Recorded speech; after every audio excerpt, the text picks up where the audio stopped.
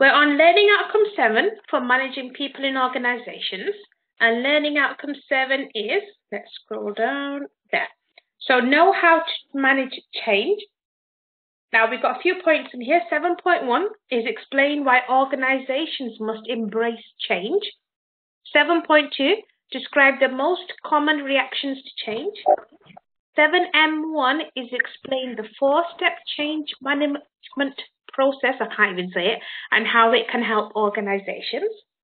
And then 7D1, you're just going to assess your own reactions to change. How do you react to it? What do you feel? And so on. But we'll go through some main points of what people feel in general. Okay. So we're looking at 7.1, explain why organizations must embrace change. Now, what is change? So change is to have something different or to become different or to make something new. So have something introduced that you're not familiar with. And it's to, take on another act or doing a new procedure or a new process that you're not used to. So the process of change is where you're looking at a function or a practice or something that you used to do in a certain way, but you're asked to do it in a different way now. So if you were asked to,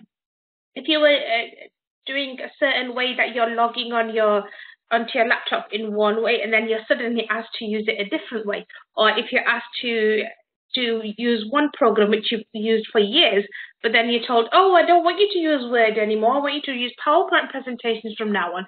So that's different for you, that's change. So that's what we're talking about here. Okay.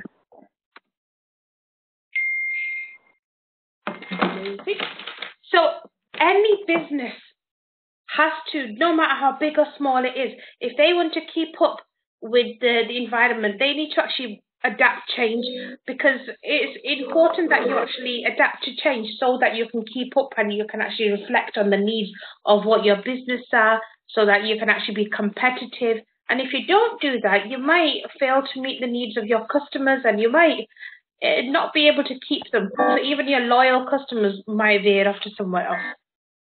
In business, change is inevitable. You can't get around it. There will always be some type of change. So whether you're in a leadership position or if you're working as an employee there, you're going to recognize that changes will happen and that you're going to need to adapt your own business and the way you work so that you can have lots of changes. I mean, like even reflecting on the recent climate of COVID in this past 2020, I mean, working from home was so rare for so many people. You look outside. Now it's so normal. I mean, like 99% of the jobs are either fully home-based or they say telecommuting. Some part work in an office, part work at home. So, it's brought something new which wasn't that around. Yeah.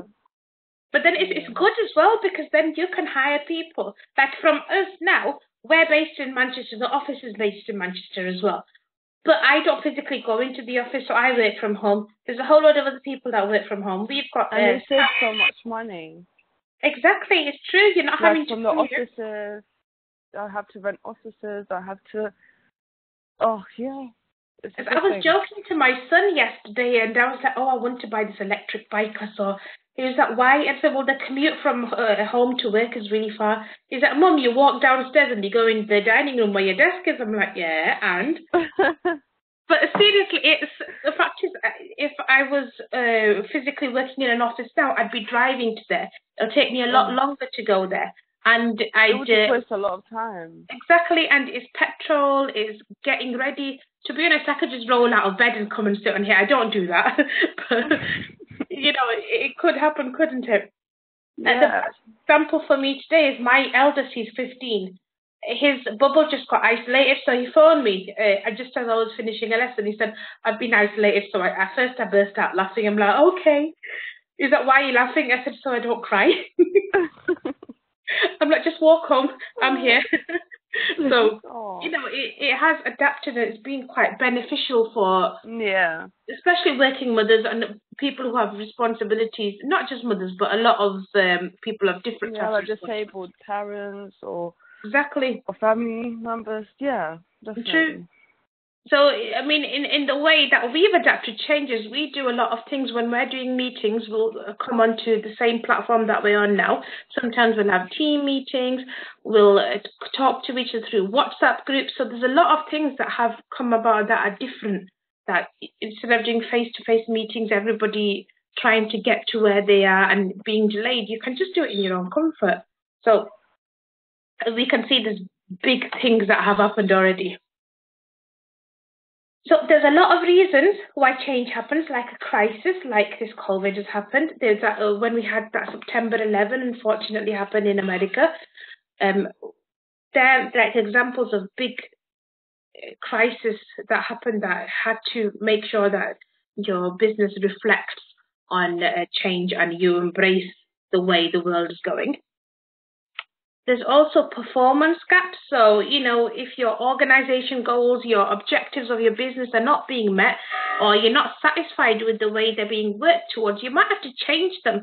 You might have to tweak it and say, right, my staff are here, I've got these goals here, but we're not working towards what we want. Do we need to go on to training? Do we need to use different systems? So that's a type of change as well. And then new technology. Now, I'm one of those that I don't mind using new technology when I get used to it. But in the beginning, I struggle with it. And I get really anxious about it. I'm like, oh, no, I don't know how to use it. All of these things that is the way you reflect on it. But new technology is a big thing. I mean, I hadn't used this system till about a couple of years ago. And I was like, oh. Then I had to use Teams once. And I was like, oh, no. And then when I use it, I'm like, oh, it's okay. And even with Zoom and things like that, I'm like, oh, do I have to really type a password in? Do I have to do a meeting code? Just little things that you look at and you put yourself down before you realize, oh, it's easy. It looks scary, but then when you actually do it, I feel like all these systems are quite similar. So yeah. Like once you learn one, then you kind of know the other one. I think it's the fact of when you initially start, you've got to download it onto your laptop or on your phone, and then you've got to create usernames and IDs. That's why I hate that little step. But yeah. And then you're not familiar with how do I sort when my kids were at home, we had to do it on Google Meet, I think it was called, and I didn't know how to raise your hand on it or how to sort out the volume, but you get used to it, don't you? Yeah.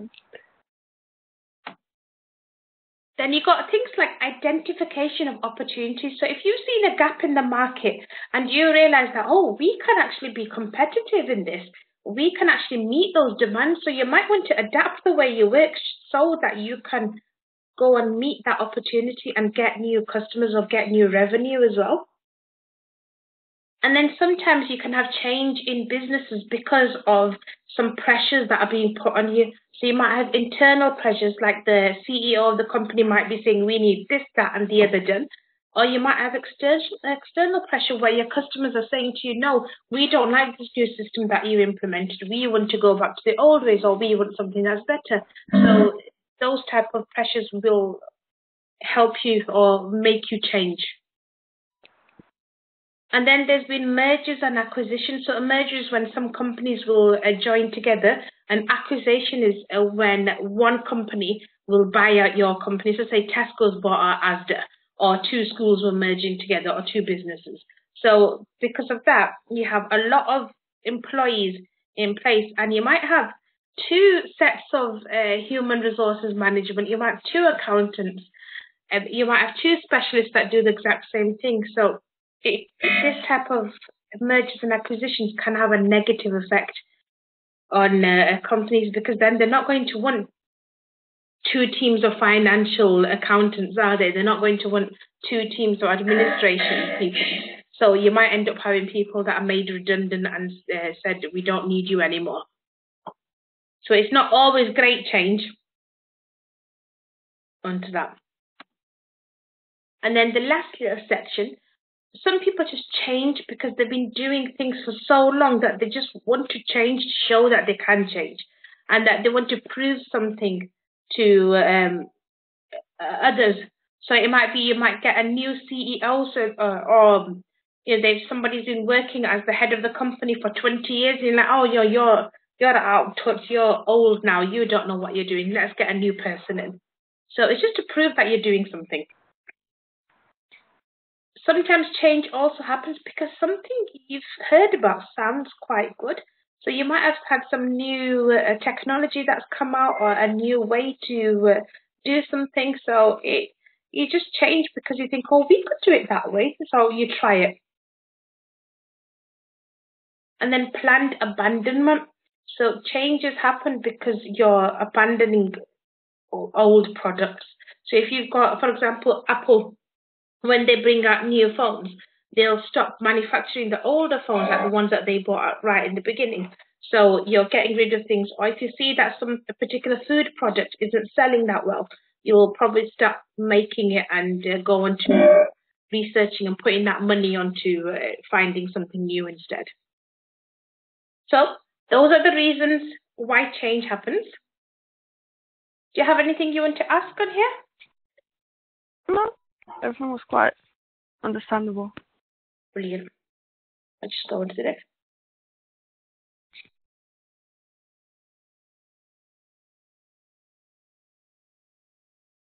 So 7.2 is describe the most common reactions to change. Now, there's a lot of reactions that happen to change, and they can be quite comical sometimes when you see how sometimes people will be like, yeah, that's great, and sometimes people will overreact, which is why it can be a little bit silly sometimes when you think, oh, this is the end of the world, or sometimes people are like, no, I like the way I work, I'm not going to do anything different. So you can be stuck in your ways as well. So when a change is introduced, it can be reacted to positively or negatively. Now, I actually remember a situation, I think I was 20 or 21, and I was working in British Gas. I was working in British Gas at that time. And I remember them letting us know, oh, we're going to be putting our businesses overseas. We're taking all of we did administration there. So we're going to be taking it all there. And it wasn't going to happen straight away. It's going to be a process of a year. And I knew I had I was already training. I knew exactly what I was going into. So it wasn't my full-time job either. And then they said, oh, if you feel really upset, you can take the rest of the day off. And being immature and silly, everybody else sat there and continued work. But me and another girl were like, oh, we're so sad, we're so upset, milking it. No. We really need to know. And we were the only two people out of, say, 200 that actually walked out.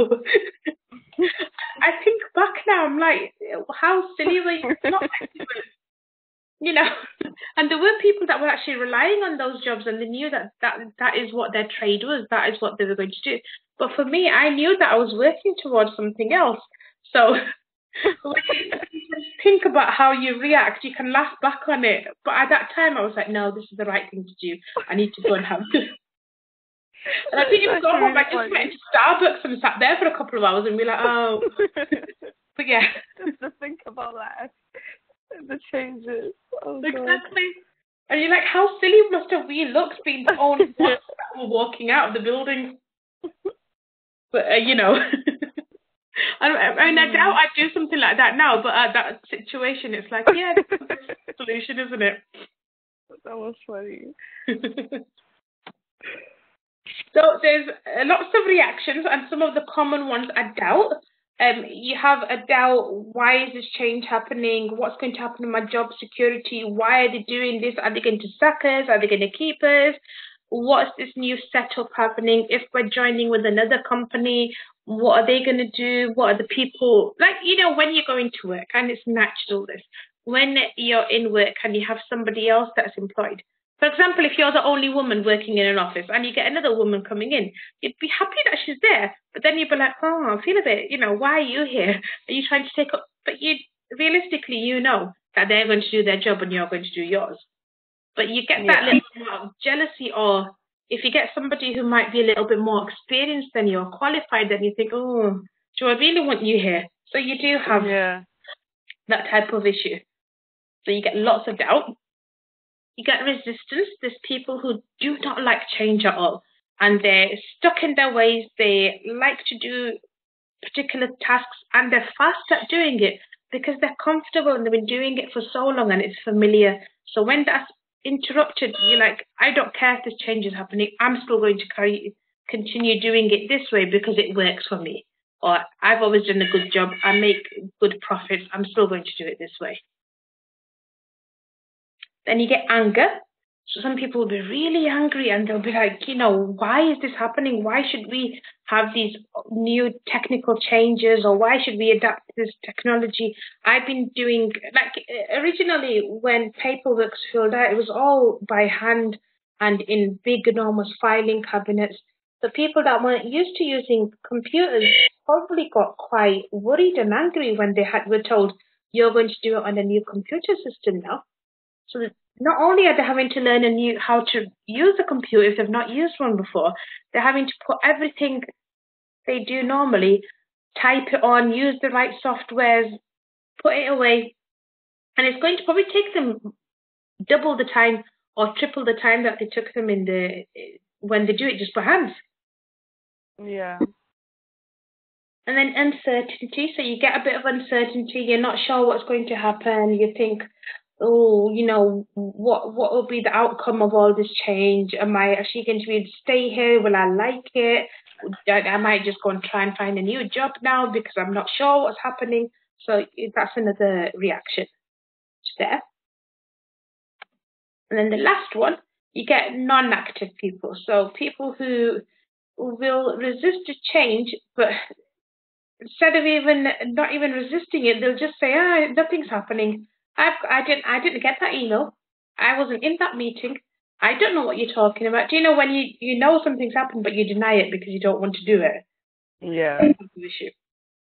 And then you get others that are like, whoa, yay, like proactive and positive. Like, the best thing that's happened. Sometimes you hate those people because you're like, oh, just be quiet. Like, just let me work through my own feelings. It's 8 in the morning. I don't need this energy right now. Exactly. Like, no. I'm not going to sit next to you. You're too chirpy for me. No. They have a whole breakfast. Oh, God. Exactly. I was working with someone like this because I'm completely opposite. I do not have energy until like 1 o'clock in the daytime.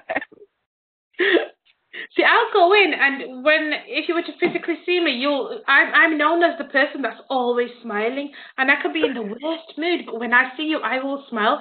But I think people probably just get annoyed. I'm like, hi, hello. So I could be polite. It can make someone's day as well. Exactly. Because if there's no people like you, everyone would just be like me. That's so good. Most companies would run. Like, nah, we'll get it done when we do. I'll come in the evening instead.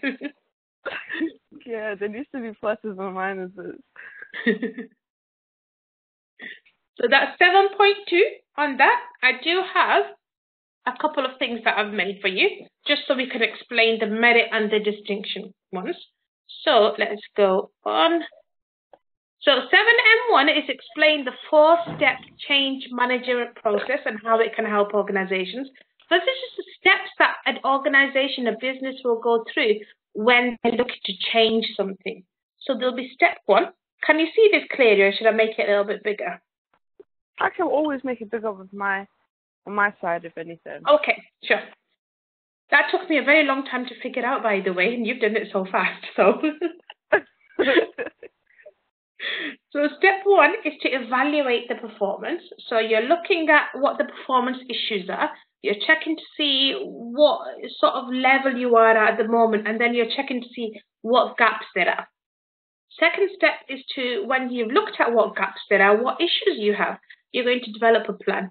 So what sort of plan are you going to do? You're going to look at what the success criteria is, what you're actually focusing towards, and then you're going to see what we're lacking, and then you're going to try and tackle the issues, the gaps, so that you can get your staff or your organization to where you want to go to. Step 3, so 1 and 2, you're evaluating. Second, you're just planning. Step 3 is to actually do it. So you're implementing it. So you're doing it step by step. You might start off with training sessions. You might come in and say, right, we're going to use these new programs. You might have a new staff member coming in, on your management coming in. So you're actually going to do it step by step. And then you're going to slowly bring these changes into a daily habit so that your productivity is getting higher. Then the last step is to measure your results. So you're going to see, what have we got? Are we working towards what we wanted to? Are we actually getting any profits or productivity from this? And then you're going to look back and you're going to say, right, we've done this, but we're still not getting the results we want. So we need to make these changes. Or you can say that, okay, that's fine. We're doing really good. Let's carry on this way.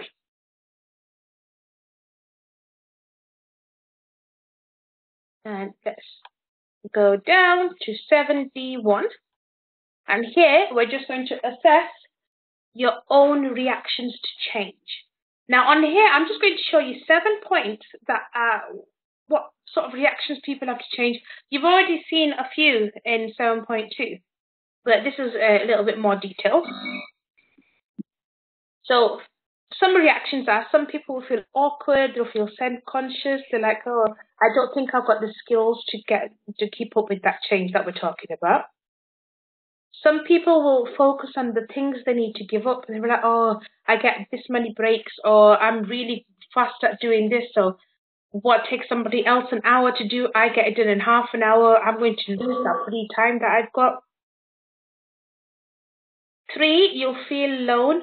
So even if every single person in the office is going through the same change, we're still going to think, oh, it's only me, poor me, why do I have to do this? So you sometimes feel quite alone and you feel disconnected. But for this, if you're in a management position and you get to know what your staff are like, what your team members are, you'll understand who needs extra support. Number 4 is people can only handle so much change. So if your company comes and tells you like 10-step program that they're going to do of change within the next 3 weeks, it's going to be too much. They need to do it bit by bit and give a little information, do 1 step, then go on to the next. It's best to break it down. Let's get to the last 3 points.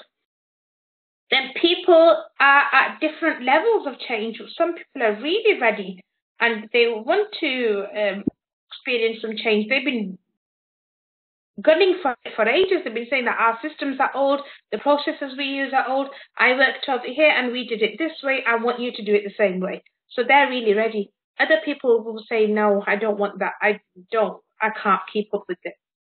So you got to realize that not everybody will accept the change at the same time or be able to cope with it at the same level. Then the last 2, so people will be concerned about having enough resources. So you're going to think, am I going to have enough things? Will I get a laptop? Will I get the same type of equipment that I've been using? If other company is being joined with us, how all this space, my big office, I might have to share it with 3 more people. So what sort of resources will I have? And then finally, you see this happen a lot of young children actually. People will actually revert to their old behavior. So you'll start focusing on change, you'll make an effort, you'll start doing it. But then after a certain while, you might just go back to the way you were doing things because you might be feeling that it's a bit too difficult. And you might just think, oh, I'm just going to do this 1 step the old way that I did it. So slowly adapting it back to the way you were doing it to start off with. But those are some things that people might feel when they're going through a change in business, especially. Do you have any questions for this? No, it was straightforward. Yep. Let me just turn this off. There you go.